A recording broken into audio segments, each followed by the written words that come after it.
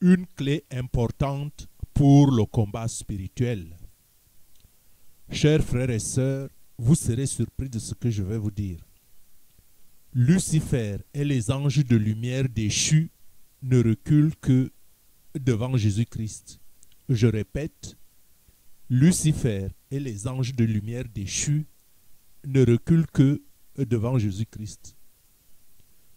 Il est donc primordial, sinon vital, d'entreprendre le combat spirituel en prenant l'autorité par le nom de Jésus. Il est vital d'entreprendre le combat spirituel en prenant l'autorité sur le nom de Jésus. Couvrez-vous toujours du sang de Jésus.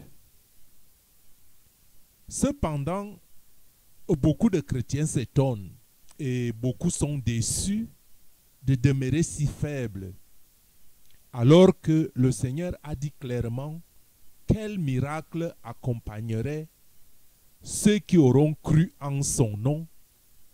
Ils chasseront les démons, ils parleront de nouvelles langues, ils saisiront des serpents, s'ils boivent quelques breuvages mortels, il ne leur fera point de mal. Ils imposeront des mains aux malades et les malades seront guéris. Ça, c'est une parole de Jésus-Christ et c'est une promesse de Jésus-Christ à ceux qui le suivent sincèrement, qui est révélée en Marc au chapitre 16, versets 17 et 18. Bon, est-ce que tout chrétien peut donc prétendre chasser les démons? Non. Est-ce que tout chrétien peut prétendre guérir les malades? Non. Parce que l'Esprit de Dieu donne à chacun selon sa propre volonté. Et que l'Esprit de Dieu, l'Esprit Saint, ne peut pas donner tous les dons à tout un chacun. Mais néanmoins, ceux qui suivent Jésus ont chacun à son niveau un don particulier, parce que Dieu ne laisse jamais ses enfants les mains vides. Donc, si d'autres chrétiens sont déçus, peut-être vaudrait-il qu'ils fassent encore plus d'efforts de se sanctifier et de se remettre en question. Et ce n'est point un jugement. D'autres chrétiens, cependant, en dépit de ceux qui sont déçus, d'autres chrétiens encore abandonnent la guerre, puisque c'est une guerre spirituelle. Les épreuves de la vie, c'est d'abord une guerre spirituelle avant d'être des problèmes qui se posent au quotidien.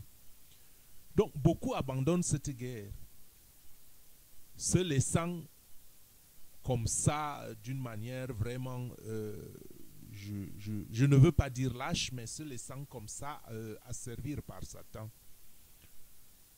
Une autre catégorie, une autre partie des chrétiens encore se résigne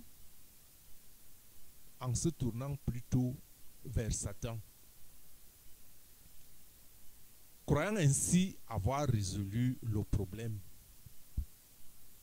Erreur. Quelle erreur? Parce que nul ne peut être neutre dans l'environnement dans lequel il vit. Il faut bien prendre position, soit prendre position pour Dieu, soit prendre position pour Satan. Donc, ceux qui font donc l'erreur de se résigner et de se tourner vers Satan, ou ceux qui se laissent vraiment asservir, doivent savoir que Satan est le père du mensonge. Satan est le père du mensonge et Satan ne tient jamais au bout sa promesse. Donc ceux qui se tournent à lui sont dans une grande erreur. Parce qu'en dehors du fait que on ne peut pas faire de conciliation avec les ténèbres, on ne peut pas faire de conciliation avec les ténèbres, je le répète, parce que les ténèbres finiront toujours par vous engloutir, tôt ou tard. Si bien que, personnellement, je ne vous conseille pas de faire alliance avec les forces des ténèbres, car vous en sortirez toujours perdants. Je dis bien, ceux qui font alliance avec les ténèbres, quelle que soit leur prospérité, ils sortiront perdants. Comprenez que Satan ne crée rien.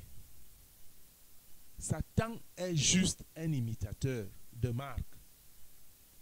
Satan imite la marque du ciel. Satan imite ce qu'il a vu dans le ciel. Et d'ailleurs, Satan ne fait que dérober.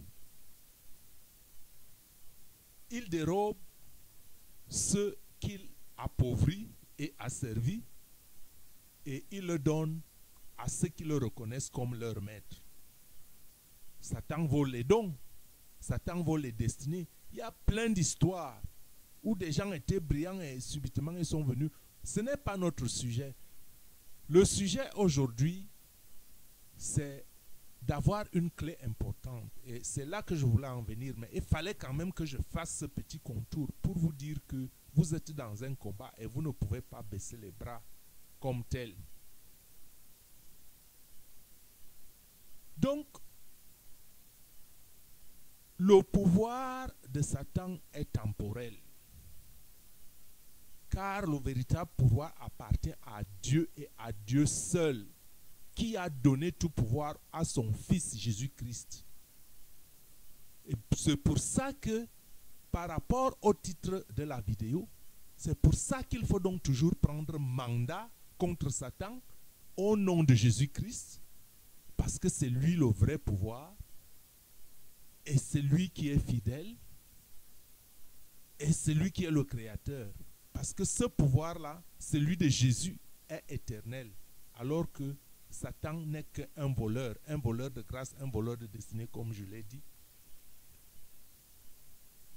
Et il est donc nécessaire que pour ceux qui ne louent pas et n'honorent pas Satan, il est nécessaire qu'ils aient ou qu'ils prennent autorité sur les forces du mal dans son ensemble à partir du nom de Jésus-Christ.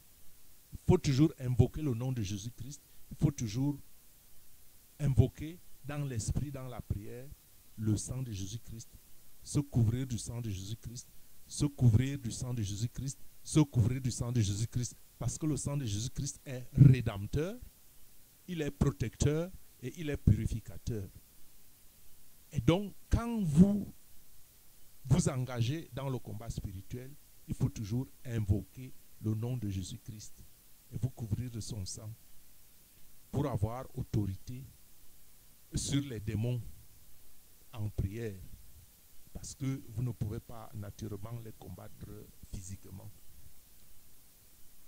Il est donc nécessaire de marcher dans la sainteté et de vivre dans une constante repentance. C'est vrai, vous me direz, il n'y a pas d'homme saint. Mais néanmoins, il faut combattre déjà le péché. Parce que quand vous combattez votre propre péché, vous augmentez votre sainteté. Et quand vous augmentez votre sainteté, et que vous permettez en cela que l'Esprit Saint se manifeste en vous. Parce que quand vous avez le désir de sainteté, faites ce qui est à votre possible et le reste, le Seigneur le comblera. Parce que quand on recherche la sainteté, quand on se sanctifie, nous permettons à l'Esprit Saint de notre Seigneur de venir en nous, de demeurer en nous et de combattre pour nous. Et à ce moment-là, l'Esprit Saint expérimente sa puissance. Voilà pourquoi j'ai dit que c'est la clé primordiale pour le combat spirituel.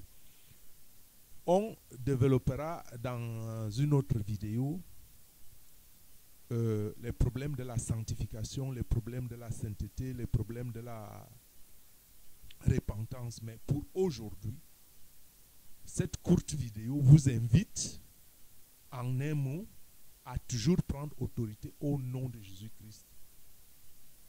Donc ne vous amusez jamais quand vous avez un cas, un problème de combat spirituel appelez toujours Jésus au secours. Donc, à ce niveau, je vous renvoie sur un autre article que j'ai intitulé « Être puissant selon Dieu ». Parce que être donc puissant selon Dieu, c'est avoir des qualités qui vous permettent de combattre avec succès les forces du mal. Puisque l'autorité de Dieu est au-dessus de toute autorité, comment est-ce que les forces du mal peuvent annihiler ou désorienter votre existence? Je m'arrête là. J'espère que vous avez compris mon conseil et que dès aujourd'hui, vous avez l'arsenal dans vos mains. Il suffit d'appeler Jésus. Mais il ne suffit pas seulement d'appeler Jésus, mais il faut faire des efforts pour se sanctifier. Que Dieu lui-même vous sanctifie et qu'il vous accorde sa grâce d'écarter sur votre voie toutes les forces du mal qui vous accablent, qui vous incombent et qui veulent voler votre destinée. Que Dieu vous bénisse.